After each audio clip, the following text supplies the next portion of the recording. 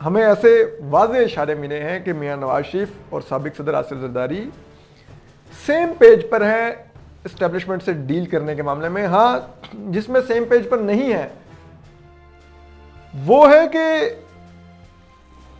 फौरी इलेक्शन इमरान खान को अदम एतमाद से हटाकर या असम्बलियों की कंटिन्यूटी, इस पर नहीं है। लेकिन इस्टेब्लिशमेंट को कैसे डील करना है, इस पर दोनों जो साबिक वज़ीर आज़म और साबिक सदर हैं वो सेम पेज पर हैं। तो अब हम आपको कुछ और चीज़ों पर भी हम आपको बताते हैं। अगर आपको याद हो तो अमूमन मरीम नवाज साहिबा से जब सहाफ़ी सवाल किया करते थे इस्लामाबाद हाई कोर्ट के बाद, उनकी प्रेस टॉक्स अगर हम निकालेंगे तो वो कहते थे कि मियां नवाज शरीफ वतन का क्यों वापस नहीं आते। तो मरीम नवाज साहिबा कहती थी कि आप उनकी जान की गारंटी देंगे कि वो वतन वापस आए, उनकी जान को जो खतरा लाक है आप उसकी गारंटी देंगे। यानी कि मरीम नवाज साहिबा ने कभी ये नहीं कहा था कि मियां नवाज शरीफ सिर्फ इलाज के लिए पाकिस्तान से बाहर हैं। वो खुलकर कहती थी कि उनकी जान को खतरा है, पाकिस्तान के 3 दफा के साबिक वज़ीर-ए-आज़म की जान को खतरा है, तो वो लंदन में बैठे हुए हैं। और अगर आपको याद हो तो एक पीडीएम में भी एक जो लास्ट मीटिंग हुई थी जिसमें पीडीएम टूटी थी, यानी कि पीपल्स पार्टी और एनपी अलहदा हो गए थे, उसमें भी जो साबिक सदर आसिफ जरदारी थे उन्होंने कुछ बड़े सख्त जुमले कहे थे। और उसमें उन्होंने कहा था कि मियां साहब अब वतन वापस आए तो इकट्ठे जेल जाते हैं। तो उस पर मरीम नवाज साहिबा ने बड़ी अफसोस का इजहार किया था, तलखी से उन्होंने कहा था कि अगर आप मेरे वालिद की जान की गारंटी देंगे वो वतन वापस आ जाए। तो ये एक बैकग्राउंड तो है।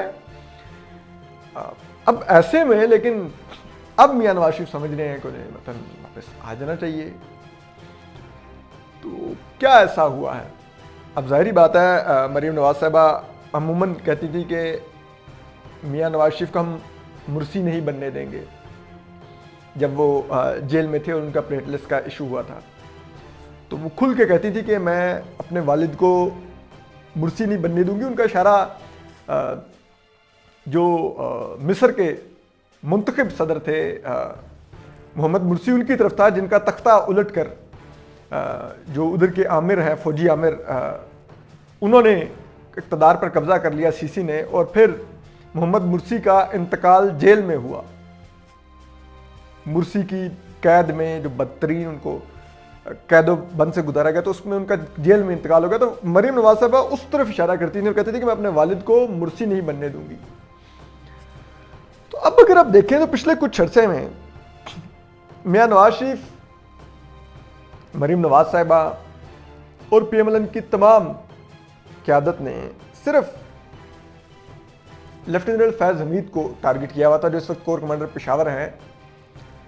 और ये उस पॉलिसी के बरक्स था जो मियां नवाज शरीफ ने इनिशिएट की थी गुजरांवाला के जलसे में, जहां पर उन्होंने आर्मी चीफ जनरल कमर बाजवा और उस वक्त के डीजीआई थी लेफ्टिनेंट जनरल फैज़ हमीद का नाम लेकर उन पर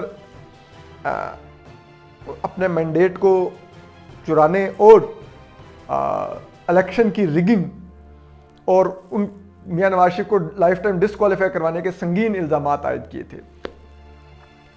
लेकिन अब अगर आप देखें तो पिछले कुछ अरसे से मियां नवाज शरीफ और मरीम नवाज साहिबा और दीगर पीएमएलएन की क़यादत वो सिर्फ लेफ्टिनेंट फैज़ हमीद को टारगेट करती है। अभी लास्ट में जो इलेक्शन तरमीम के लिए ओवरसीज पाकिस्तानियों को वोटिंग का हक और इलेक्ट्रॉनिक वोटिंग मशीनों से इलेक्शन करवाने के लिए भी जो बिल पास करवाना था पीटीआई ने, जिसने 33 बिल एक दिन में पास करवाए पीटीआई ने, तो उस पर भी जो मरीम नवाज साहिबा थी वो हमारे ही सहाफ़ियों के एक इवेंट में आई हुई थी और उन्होंने उस पर भी ये कह दिया कि जो आउट गोइंग डीजीआई थे लेफ्टिनेंट फैज़ हमीद, उनका नाम लेके कह दिया कि आपने अपने चार्जशीट में एक और का इजाफा कर लिया है ये बिल पास करवा कर। यानी कि उन्होंने कहा कि ये जो बिल के लिए जो वोट पूरे करके दिए गए हैं पीटीआई को, वो मुबीना तौर पर लेफ्टिनेंट फैज़ हमीद की तरफ से पूरे करके दिए गए हैं।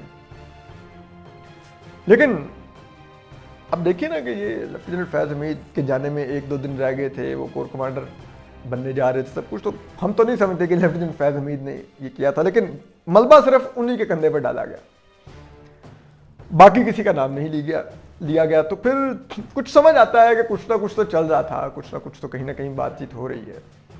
फिर हमने अभी 2 दिन पहले आपको बताया भी 2-3 दिन पहले के मियां नवाज शरीफ और इस्टेब्लिशमेंट की क़यादत में बराह रास्त बातचीत अब हो रही है, और वो बातचीत हो रही है। हमने आपको उसका पैराया भी बताया कि इस्टेब्लिशमेंट चाहती है कि अर्ली इलेक्शन ना हो, इमरान खान को अदम एतमाद से हटाने के बाद वो चाहती है आप 2023 तक असम्बलियाँ कंटिन्यू कर लें। मियां नवाज शरीफ वो नहीं चाहते। उसकी वजूहात दोनों साइड्स पर क्या है, दोनों साइड्स का क्या क्या मौकफ है, वो भी हमने आपको बड़ी डिटेल से बताया था। अब वो बातचीत जो जा रही थी, अब इस्टेब्लिशमेंट ने एक जेस्चर तो दिया है अपोजिशन को, वो है केपी का बल्दियाती इंतखाब। वहां पर उन्होंने खुद को न्यूट्रल रह के अपोजिशन को दिखाया कि देखो हम न्यूट्रल हो जाएंगे तो आप क्या हासिल करेंगे, यानी कि आप इलेक्शंस में स्वीप करेंगे, मेजॉरिटी लेंगे, अपनी हुकूमत बनाएंगे, ये फ़ायदे हैं हमारे न्यूट्रल होने के। लेकिन ये जेस्चर दे के एस्टेब्लिशमेंट ने साथ ही अपोजिशन को ये भी बावर करवाया है कि लेकिन हमसे ये लेवरेज इंजॉय करने के लिए, क्योंकि उनके लिए न्यूट्रल होना भी अपोजिशन को बहुत बड़ी लेवरेज देना है, तो अगर आपने ये हमें न्यूट्रल करने वाली लेवरेज इंजॉय करनी है तो फिर हमारी भी कुछ शरायत माननी होंगी, यानी कि असम्बलियों को कंटिन्यू करें 2023 तक। ये गारंटी दें कि आप जब इक़्तिदार में आएंगे तो जनरल मुशर्रफ जैसा कोई इकदाम नहीं करेंगे जैसे जनरल मुशर्रफ के खिलाफ आर्टिकल 6 लगा दिया गया, और दीगर चीज़ों में भी वो चाहते होंगे कि जो इस्टेब्लिशमेंट के मुफादात हैं उनका तहफ़्फ़ुज़ किया जाएगा, उनको नहीं अंडरमाइन किया जाएगा। तो ये सब कुछ इस्टेब्लिशमेंट मांग रही है। अब ऐसे में क्या मियां नवाज शरीफ ये चीज़ें देने पर राज़ी हुए हैं कि वो वापस आने को तैयार हो रहे हैं? तो इसमें हमारी जो नून लीग के कुछ ज़राए से बात हुई तो वो ये कहते हैं कि मियां नवाज शरीफ जो ये बल्दियाती इंतखाबात पंजाब के जो मार्च और अप्रैल में 2 मरहलों में आने जा रहे हैं, इसको बड़ा क्लोजली देख रहे हैं, और वो हो सकता है पंजाब में पीटीआई के ताबूत में आखिरी कील ठोंकने के लिए इन इलेक्शन से कुछ दिन पहले वतन वापसी का ऐलान कर दें। ऑलरेडी पंजाब में पीटीआई और इस हाइब्रिड रजीम से नफरत के जो जज्बात हैं वो पीक पर हैं, और वो आप इलेक्शन जब होंगे तो आपको नजर आ जाएंगे। लेकिन अगर मियां नवाज शरीफ वतन वापसी का ऐलान कर देंगे अगले आम इंतखाबात से पहले, और ख़ासतौर पर ये बल्दियाती इंतखाबात से पहले, तो इसका मतलब ये होगा कि आप देखेंगे कि पीटीआई आपको, केपी में तो अब बड़ा गर्क हो ही गया, लेकिन पंजाब में आपको दूरबीन से नहीं खुर्दबीन लगा के ढूंढनी पड़ेगी कि पीटीआई किधर है, पीटीआई किधर है, देयर पार्टी इज ओवर। और ये एहसास अब इस्टेब्लिशमेंट को भी है, लेकिन इस्टेब्लिशमेंट चाहती है कि कुछ ना कुछ हद तक इनकी एग्जिस्टेंस रहे। ये एग्जिस्टेंस रहेगी ही तो हम फिर भी जिसे कहते हैं कि इतनी भारी पीएमएलएन की हुकूमत के बोझ के नीचे नहीं दबेंगे। और दूसरी तरफ जो पीटीआई के से भी हमें राय से जो पता चल रहा है कि पीटीआई के लोग ये समझते हैं कि अगर किसी ना किसी लेवल पर इस्टेब्लिशमेंट और अपोजिशन के दरमियान, यानी कि मियां नवाज शरीफ और आसिफ जरदारी साहब के दरमियान कोई अंडरस्टैंडिंग हुई, तो फिर हम नैब और एफआईए का भरपूर इस्तेमाल करके उस अंडरस्टैंडिंग को डीरेल करेंगे।